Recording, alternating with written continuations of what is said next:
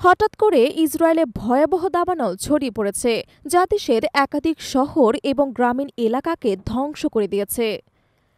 গরম বাতাস এবং আগুনের তীব্রতা এতটাই প্রবল যে ইসরায়েলের প্রশাসন পরিস্থিতি নিয়ন্ত্রণে আনতে ব্যর্থ হচ্ছে।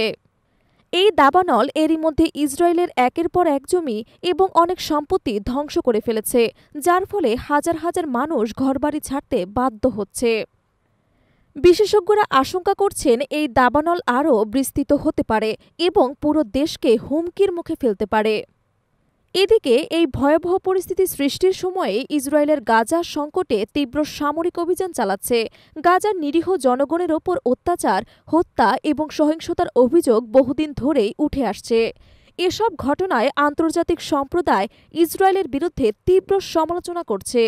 তবে ইসরায়েলের পক্ষ থেকে এ বিষয়ে কোনো প্রতিক্রিয়া দেখা যায়নি। এই পরিস্থিতিতে ইরানও গুরুত্বপূর্ণ ভূমিকা পালন করছে। দেশটি তাদের পরমাণু কর্মসূচি নিয়ে আন্তর্জাতিক চাপের মধ্যে রয়েছে। ইরান জানিয়েছে তারা কোনোভাবেই তাদের পরমাণু কর্মসূচি বন্ধ করবে না এবং তা কৌশলগত কারণে অব্যাহত রাখবে। এরই মধ্যে ইরান তাদের অস্ত্র ভাণ্ডারে অত্যাধুনিক প্রযুক্তি সংযুক্ত করেছে, যার মধ্যে কৃত্রিম বুদ্ধিমত্তা ব্যবহৃত অস্ত্র রয়েছে।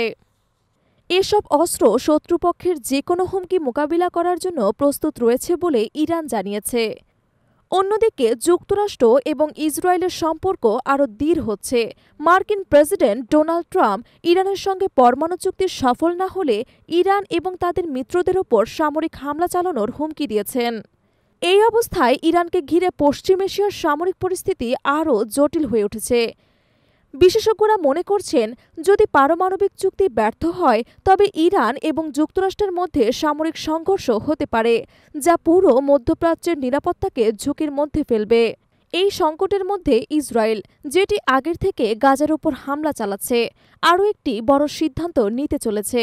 তাদের আশঙ্কা, যদি ইরান পরমাণু বোমা তৈরি করে তাহলে তা শুধু ইরান নয়, বরং গোটা বিশ্ব নিরাপত্তার জন্য এক বড় হুমকি হয়ে দাঁড়াবে।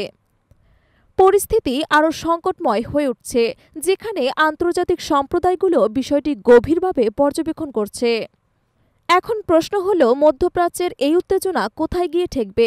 পরিস্থিতি যে কোনো সময় আরও খারাপ হতে পারে।